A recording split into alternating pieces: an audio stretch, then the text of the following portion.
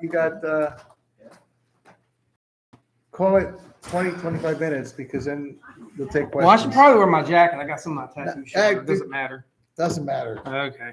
You got to be who you are. I mean, Yep. All right. So I'm being held at gunpoint, guys. All right. All right. Wait a minute, didn't you serve? Yeah, I served in the U.S. Army. So you're ready for gunpoint. Yeah. Nothing special. Yeah. You're with a bunch of veterans, so you know. Yeah. You can't see it, but I'm being held at gunpoint. All right. So I'm being asked to share my story. I guess everybody here is going to share their story. So some people may know me on Facebook or through YouTube. I go by two different names. I'm going to explain that really quick. I am a Noahide. A lot of people have known me through my journey because I will say that I'm moving forward trying to convert to Judaism. That's what I'm going to say. All right. I chose a Hebrew name a while back, but my birth name would be Brian McComas. Some people know me by that. My Hebrew name is Zion Barlev or Zion. A lot of people know me by that. I used to debate a long time ago. I kind of stopped that. But my journey from going from Christianity and out of it and into Torah, I don't even know how I'm going to do it justice. So I'm going to try to run through this stuff. So I grew up in a Christian home. And when I was probably 17, 18, I figured that I was going to become a pastor. Now, my story is not different from a lot of other people. My grandfather was a huge deacon in our local church. My father at the time was going through ministry services and stuff. He was working for another church, believe it or not. Later, my father would become a pastor of another church. But when I was still a teenager, before I even joined the armed forces, I was still in high school. I started on a religious path. A lot of the high school kids that I grew up with, some of them not so good, some of them good. They bragged about me because they said that they always knew that I was, the religious guy. I kind of kept a lot of people's feet on the ground, things like that. So there was a lot going on with me in my teenage years. When I look back, I mean, I'm not bragging, but I kind of see myself as very wise when I was a teenager. You hear a lot of people say things like, when I was young and dumb. I don't really see myself that way. When I was young, I was surrounded by elders. I was listening to a lot of my elders. I learned a lot, and I think that's what really helped me out. But the problem was I was surrounded by Christian elders mostly. So again, my story is not that different, but where it differs is I went into the military services after high school. I got in. I got hurt when I was in the military. That was a huge thing. When I came out of the military, I was absolutely lost. I'm just going to be honest with you. There's a lot of people that'll go into the military and, they give you that corny story of, they found themselves in the military, and I was one of them. But when I got out, I lost myself. I didn't know what to do with my life. I mean, I was still religious, but I didn't know what to do with my life. I didn't have any clue of who I wanted to be, where I was going. The ideas of being like a preacher were still there. So I had contacted my father when I was out of the military, and I got with him. And his church was very, very different. It was evangelical, and my mother's church was Baptist, and that's where my grandfather was a deacon. And at this point in my life, my mother and my father had separated. So I had already had two huge churches that were, the foundation, a Christian foundation in my life. And I started Bible college, and I was making A's. And then I started doing the thing that students aren't allowed to do. You're going to hear this. This is going to be a repeating thing from everybody here telling stories. I started asking questions. And when you ask the questions, you hear everybody say, oh, no. So we were learning Greek and Latin. We were learning, my gosh, they were taking transcripts of Paul's letters and little bits and pieces that the Catholic Church still had, even though they were Protestant. They were looking at all this stuff. They were translating things 50 different ways, but it was generally Latin, Greek, and English, and Old English. But then I began to ask, well, why aren't we learning Hebrew? And, that's the big no-no. That is one of the major, I guess you can say, pitfalls, a hole in the philosophy of when you ask questions in Christianity that kind of pushed me out. I started to ask more questions. I began to learn some Hebrew because I had found he was a conservative rabbi, but he was at one point in his life he was officially he was Orthodox somehow or another, but he went back conservative. His name was Rabbi Warsher. I was really good friends with him. I came to him all the time, asked questions. He joked all the time and said that he liked me more than his other, the other people there. But I was always coming to him asking questions because he was not a fan of Christianity, even though he was conservative. And he did have a lot of answers for me, believe it or not. He started giving me some answers. And then when he couldn't find answers, he would tell me to get a hold of somebody else that he knew that was an Orthodox rabbi. So then, of course, I'm asking, well, if you're friends with these Orthodox rabbis, why aren't you Orthodox?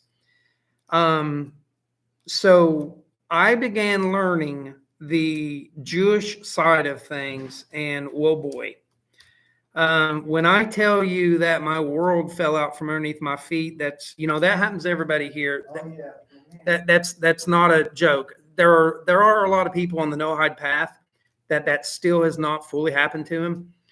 You literally learn, and I say this all the time, there are almost no rules in Christianity that are the exact same in Judaism. And I mean, you can even bring up love your neighbor or love your brother or whatever. You can bring up anything. And so in Judaism, you have completely different rule sets, halakha, all these other things, whether you're talking about for the Noahide or for the Jew.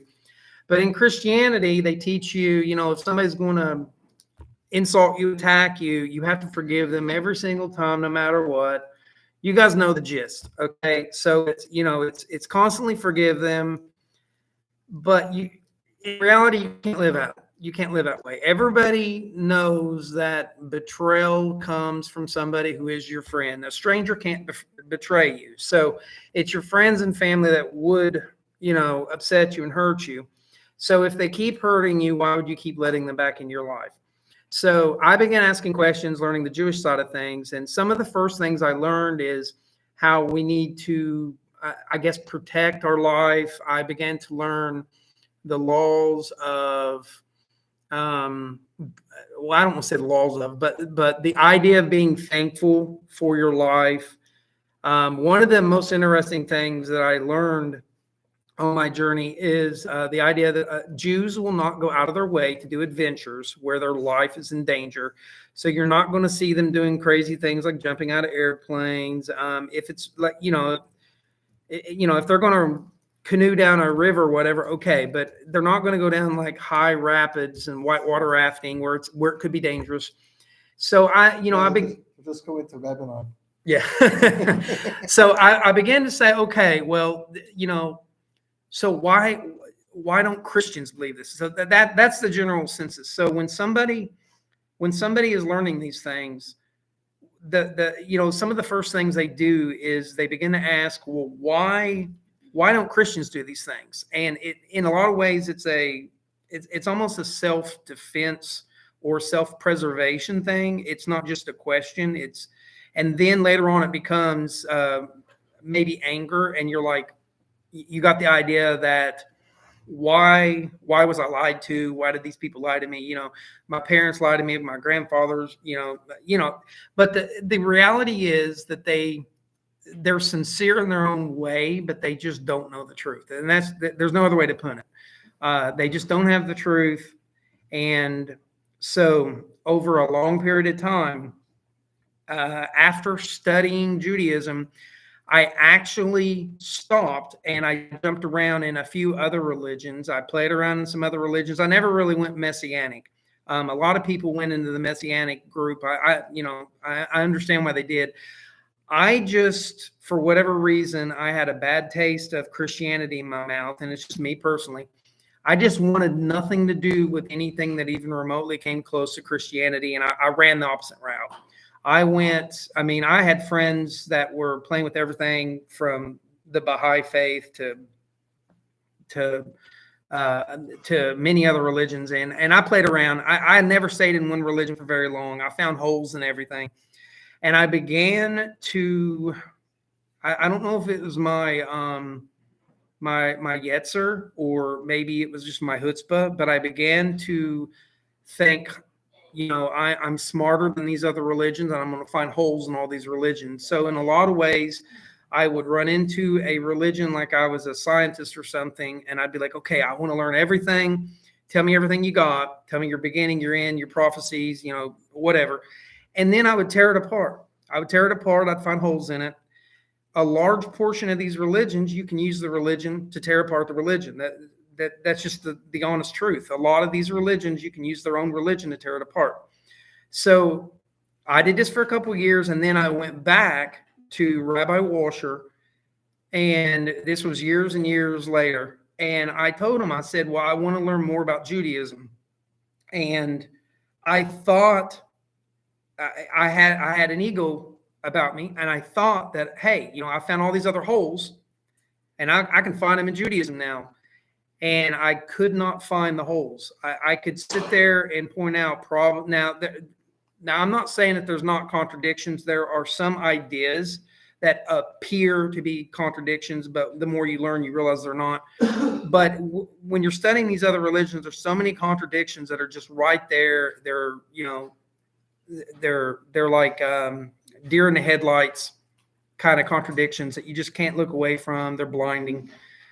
And I tried that with Judaism, and I couldn't find them. And I even had my other friends who were in other religions, including some of my friends who were atheists. And I said, hey, help me out with this. I had one friend that was huge into atheism. He completely believed in evolution. Now, I never followed evolution, but I had a friend, and we would come up with, almost debate points of all these religions. And when it came to Judaism, I found myself just I couldn't tear it apart. I really couldn't. I'm just being honest. So in a lot of ways, I joke around, and I tell some people who are close to me that my Yetzer tricked me into learning more about Judaism, because I thought, hey, I could disprove it. So I'm learning more about it. I'm eating it up thinking I'm going to find something. And I just couldn't.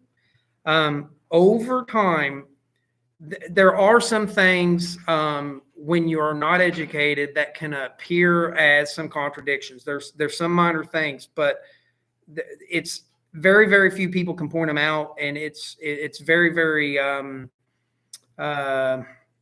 do I want to put it? It's very misunderstood, and it's usually only if you're reading from a Christian source, or in some cases, somebody's like pointing out something, and they're like, oh, well, in one thing it says this, and another thing it says that. But we had Brother Earl here earlier bringing up the idea of King David, and whether or not King David is literally going to be the future king. If he's not, how he can, how can be the house of David, even when there's another king, things like that. But it's because they don't have the Jewish mindset. They don't have the, if you will, the Eastern mindset. So the Jewish way of thinking is completely different from the way that most of the nations think. And I was telling everybody here at the conference the other day, one of the things that I really learned when I started to come into Judaism and learning how to be a Noahide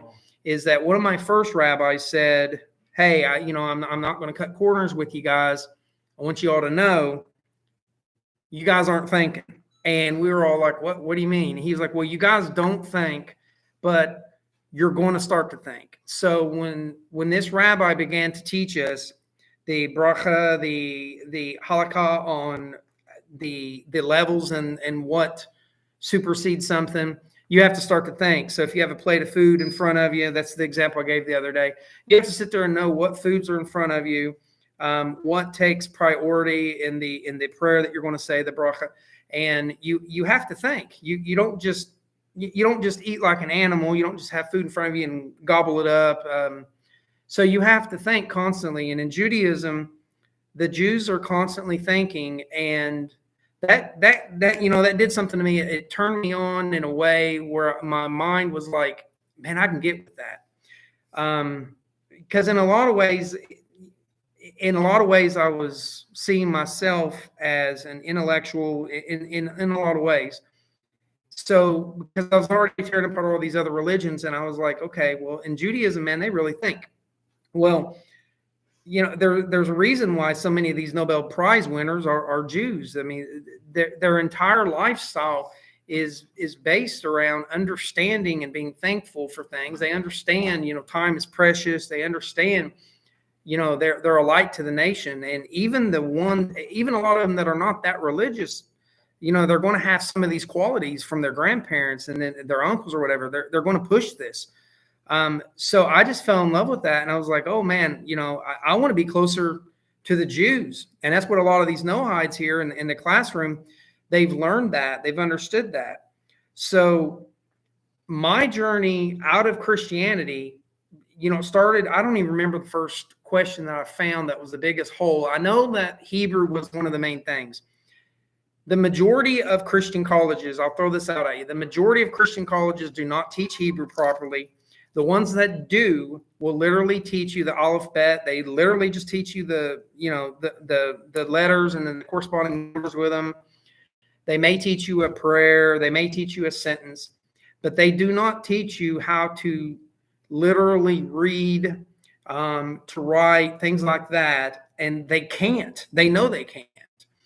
But very, very few do that. And about 6 years ago, I had a bunch of friends of mine, and I think we collected around 300 different colleges that were known. They were all Christian campuses, big ones. Around 300 of them, and maybe only about 12 of them offered Hebrew classes. And then when you look at it, it's a 2-week program. How can you learn Hebrew in 2 weeks? And then you're generally only learning the Aleph Bet, and it's to the point where you can just see it and say, hey, that's Hebrew. But you're not reading it. You're not writing it. So if you are a person that's watching this and, you're confused, or let's say you're even involved in Christianity or whatever, I would say to you, and I think everybody here would say to you, to try to learn Hebrew, even if it's a little, start to ask questions. Start, with simple things. You will notice that in the Christian religions, because there are different versions of it, they all have a theme, and that's don't ask questions. They can't stand these questions. They don't like when you go to your preacher, your priest, whatever, even your counselors, and they don't like questions. They really don't. But in Judaism, it's like you can't stop asking questions. Judaism, like I tell people all the time that Judaism is like it's an ocean of answers, and I only have a teaspoon of that water. That's all I have, and I've been at this for it's been almost 15 years I've been at this, and I just have like a teaspoon of this knowledge. I mean, I don't have nothing compared to some of the other Jews I know, and especially the rabbis I know. I mean, it's nothing, but a guy like me, though, I can run circles around a lot of these Christian preachers. I can run circles around a lot of the Messianic people online. I do it all the time when I'm debating them. And a lot of the other people here at the conference can do it too. They do it all the time. But our knowledge, when you look at us individually, when we're compared to a religious Jew, a rabbi or somebody that's been to a yeshiva and done this training, our knowledge is nothing compared to them. So we've got to cling on to them. And we, as people coming out of the nations, we have to do what Isaiah points out, and that is, run to the Jew, cling to the Jew, hold on to them. And, you got to realize that God is, God's everywhere. He's out there. He's everywhere. But although we can sense it, and, it doesn't take a smart person to realize that there is a creator. You're not going to find the answers unless you cling to a religious Jew.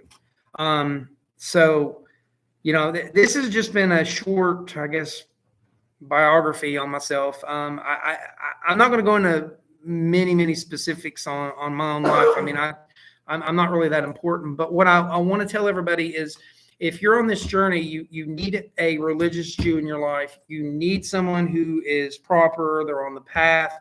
They're a rabbi or something, and I mean proper. You need to really be careful who you're studying under, who you're studying with. And you really need to ask questions, cling to them, learn from them. Don't be afraid to be corrected. I see a lot of people that, there's so many people that are thirsty for knowledge. And that's where we are today. I'm in a classroom full of people that are thirsty for knowledge. So I'm no different than the other people here in the classroom. And I really hope that my short story here has inspired other people. And I would just, again, push you to ask questions. Keep in mind, people who are in these Christian colleges are not learning and teaching Hebrew. That's the main key point. The Torah was given in Hebrew. It was transmitted down in Hebrew. So, I mean, what does the nations have any business trying to teach, the word of God when they're doing it in a foreign language that's not even 1,400 years old? I think English is now 14 or almost 1,500 years old. Like, what's going on? That you talk about vanity, that's vanity. And the Torah says the nations speak with vanity. There you go. And so the Torah also points out that the nations are going to be blind to Torah. So how do you get by that blindness? Well, first of all, if it's in the Torah, there's truth to it. It's in there. You can't get by it. You cannot be a person, and this is something that does aggravate people. I'm not, I'm going to throw out some truth here. You cannot be a person who has spent thousands of dollars, even if you're on ArtScroll, and you don't have any connection to a Jew.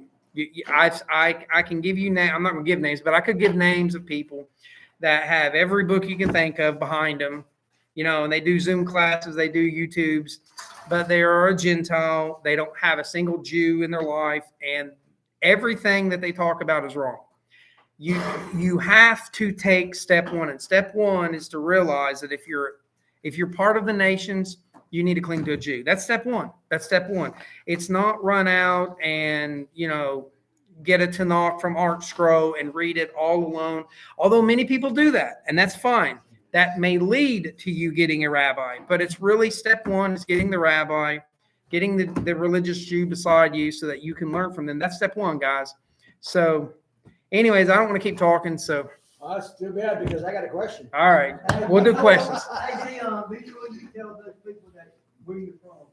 Oh, I'm currently right now from Ohio. I've lived in Ohio most of my life. I moved around from Dayton, Ohio, down to South Point, Ohio. Most people know where Dayton, Ohio is. It's about an hour and a half, 2 hours from Columbus, Ohio. But South Point, Ohio is actually the very tip, southern point of Ohio. So yeah, I'm not really running I used to have a YouTube. I'm not really running that no more. So there's no sense in bringing that up. How do you answer this? What makes Judaism true when the other religions are not? You said that you've looked at other religions and Jews ask questions and seek for answers, but what makes their answers believable? Why is Judaism true when the other ones aren't? There are so many different ways to answer that. Okay, so you could first of all answer that by the first man. So you've got Adam and Eve, and they had a connection with the Creator. So right there. So the beginning of all religions seem to have a similar idea. And when you get to the point where you're getting up to like Sodom and Gomorrah and things like that, Nineveh, we were discussing the other day in class, and I was trying to point out that Nineveh had to have known the Noahide laws. And the rabbi was like, yeah, because the leader of Nineveh, the king, he was the Pharaoh. And we were like, yeah. So these cities knew this Noahide code. There's also traditions, the Native Americans have the 7 grandfather laws.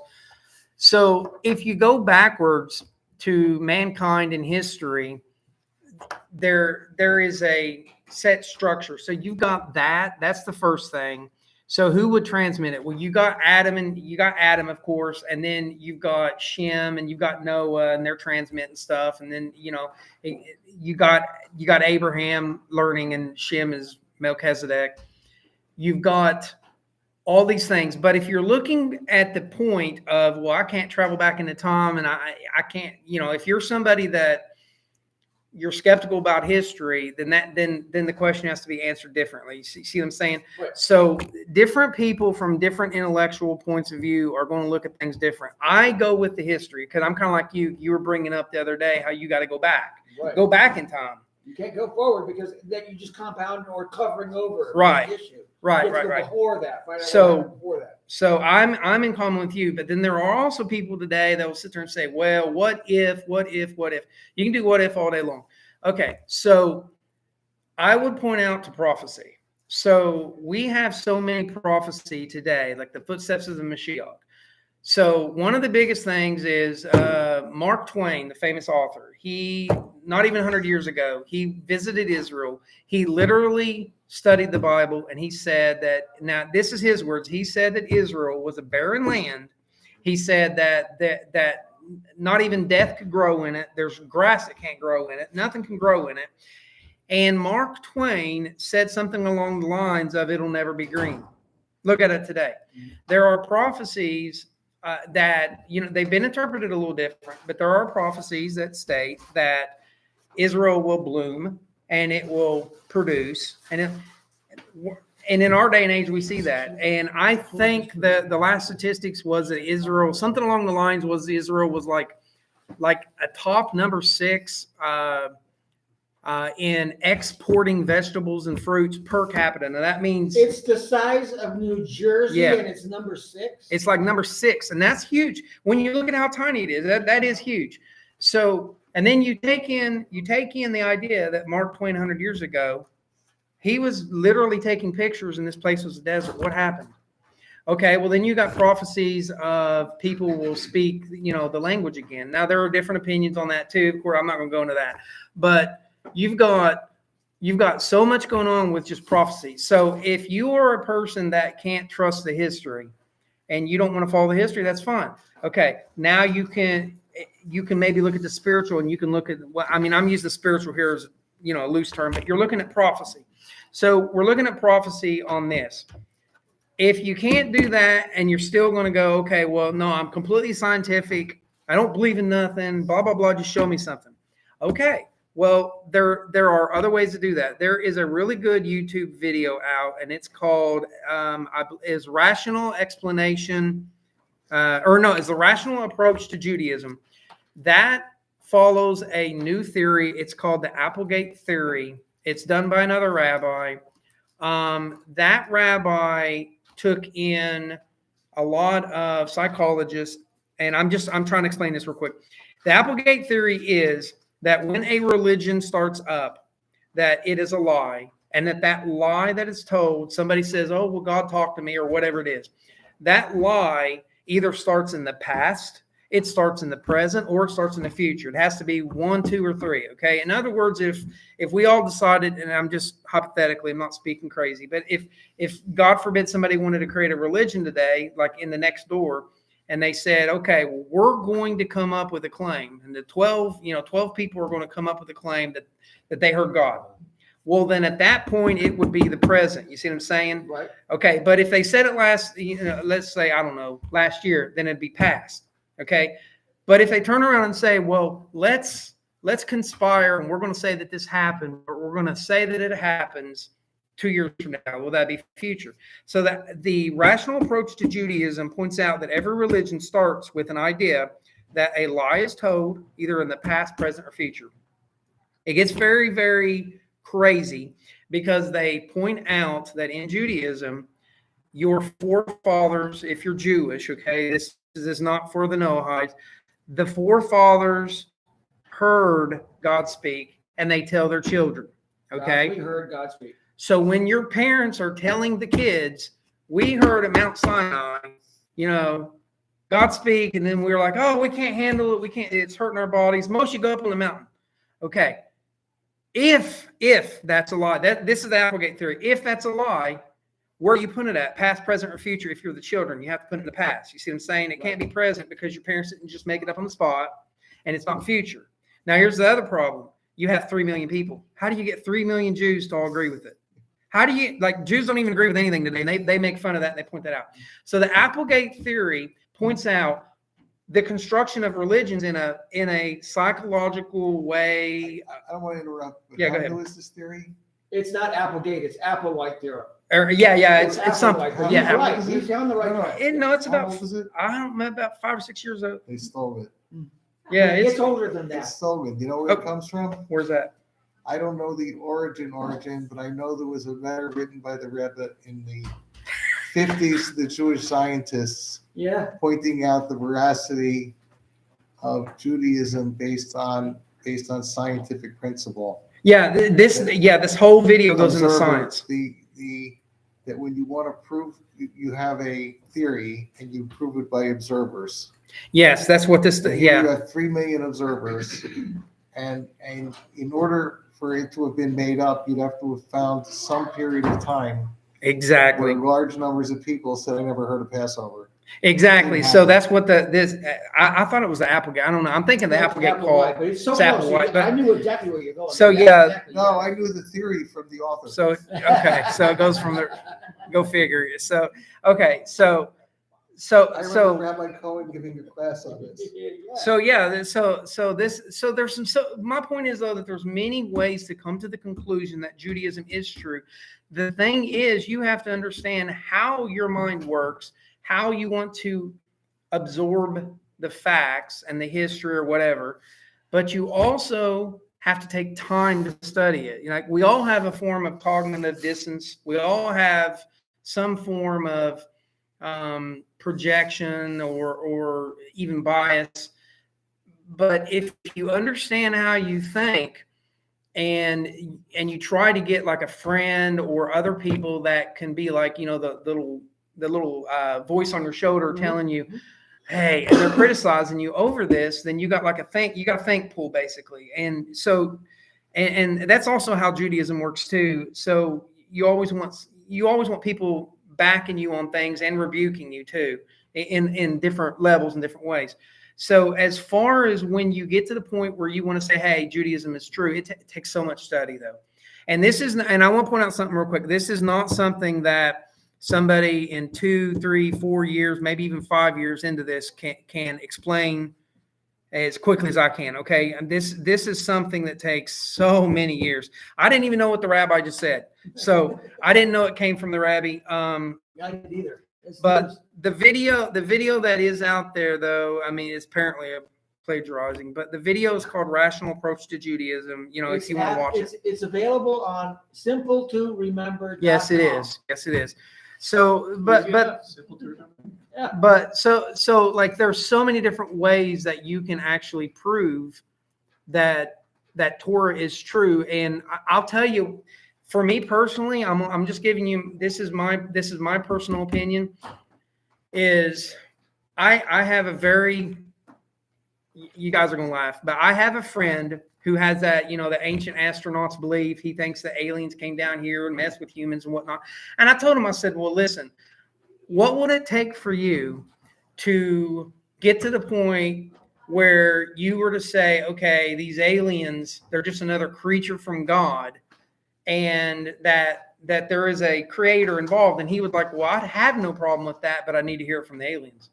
And I'm like, okay, but you would believe in aliens before you believe in a creator. That's, you know, it's kind of silly. So who created aliens? So That's because you never met my big brother. so my buddy, you know, he's really goofy. He takes all this stuff to heart. I sat down with him one time and I was going over some, I'm gonna say it, lighthearted gematria. It's not a topic the rabbi wouldn't like me even talking about right here. But if anybody studied gematria, it'll make your mind explode. I was going over light gematria, and my friend literally stopped and he was like, "And that's part of the Torah?" And I was like, "Yes." And he was like, "Aliens had to have made it. That can't be." He is now convinced that the Torah was never written by Moshe. And I was like, "You're halfway there. You're halfway there." So, but see, that again goes back to how does he think? He's already got this projection that he thinks that, there's aliens. He's already got this bias, But once you get to the point where you realize that something is so miraculous, and like the Torah, like just the written Torah, and then you're playing around with the codes and stuff in it. When you get to the point where you realize that there's codes in that, and that they mean things, and that they spell out sentences, and you can even get prophecy from it, you're just like, there's no way a human could do this. How's that possible? Well, then you add in that there's text with prophecy.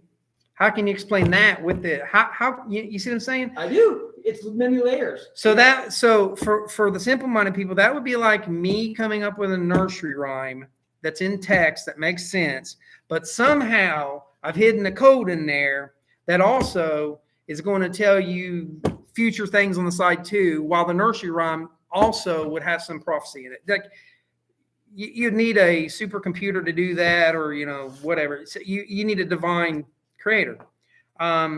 So I mean, there's so many ways to answer that, though. It depends on how the person thinks. You see what I'm saying? I agree. I think divine revelation, national revelation, not God spoke to me in a cloud of smoke or something, and you have to believe my report. But if I say to you, I remember when you spoke to God, and God said to you that Moses is my prophet. Mm-hmm. I remember when I heard that myself. Yeah. Now you've got a problem, because how do I remember that you heard God say that? And that all Israel can say that. Yeah. So all the grandparents were like, yeah, we heard it. They were in the desert too. So, I mean, there's all these miracles in the desert. There's crazy things. A lot of people don't understand all the miracles in the desert. Like the people were completely reliant on Hashem. I mean, their clothes didn't get dirty. They didn't rip, tear, nothing. I mean, wear off. Yeah. They were everything was taken care of. Like they were basically almost like living in the Garden of Eden in a lot of ways. Like everything was taken care of them. So it depends on where you come from. Now, a lot of people though, today, they're so in touch with technology. They want to say that they're an intellectual and they're all science. But if they're all science, creation can't happen unless it's finely tuned. Right, correct. How do you get any kind of matter out of a black hole? Right. So I seen it, and the rabbi points this out too, that when you get into science, that any science that you study, it shows that there is a creator. And Rabbi Altman points that out. Many other rabbis do too. There are books written on this. Yeah, I got several books at home on the science and things like that. So one of the really cool things for people that don't know is that so kosher slaughtering, when you're cutting the mammal's neck, there are, I don't want to use the wrong words, and anybody can correct me if they know what I'm talking about. So the anatomy on the mammals are very different from a non-kosher mammal, completely different. Yeah, his brain don't go. Yes. Brain don't go back up in the brain. Yeah, that's what it is. So unclean animal. That's why it jumps and gets flares off. Right. So humans have this too. We have veins and arteries in the front of our neck and in the back. And so does every animal except for kosher animals. They don't have the ones in the back. They have them in the front. And so when you take the knife across their neck, it cuts off the blood flow directly to the brain.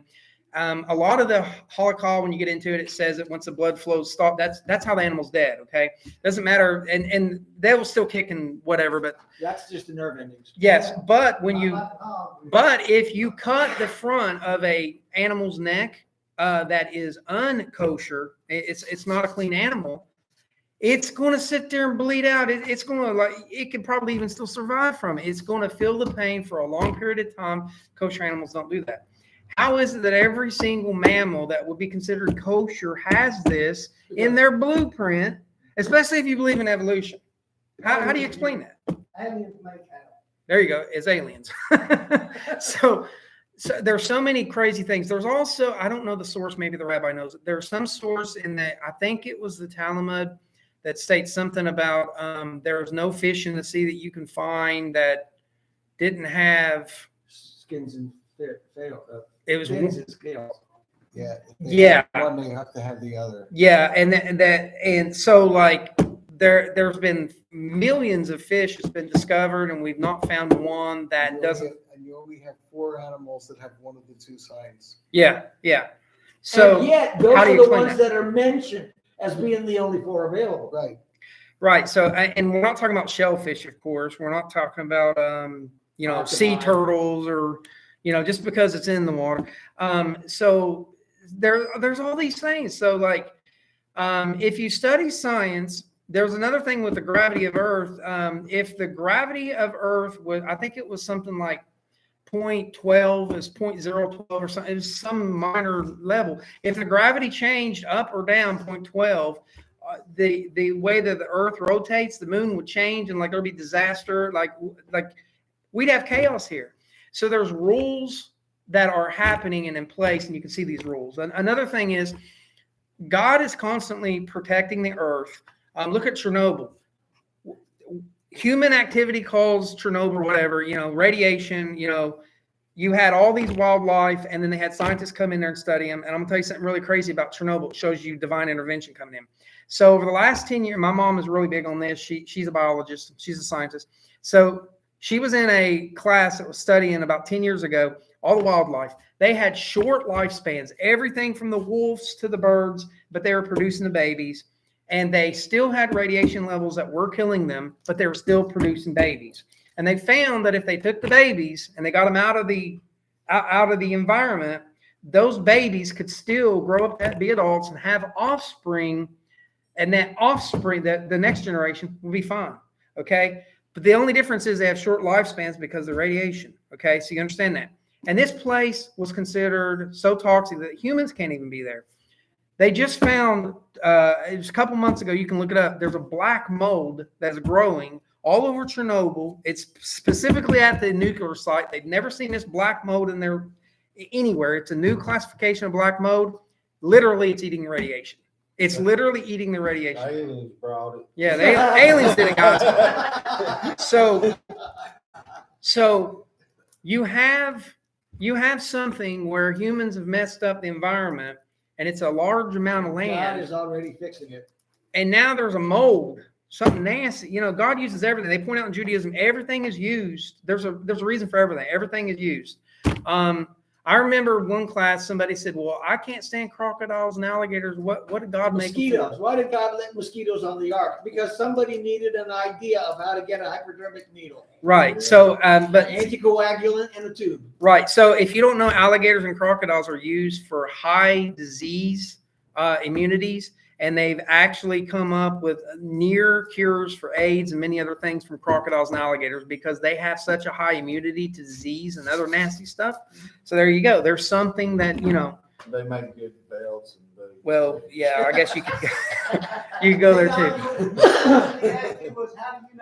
How can you prove, how do you know that Judaism is true? To me, Christianity can't give you an answer. Christianity has the same pagan deity from a virgin. We know virgins don't give birth. Everybody here that's had kids, so you have sexual relations.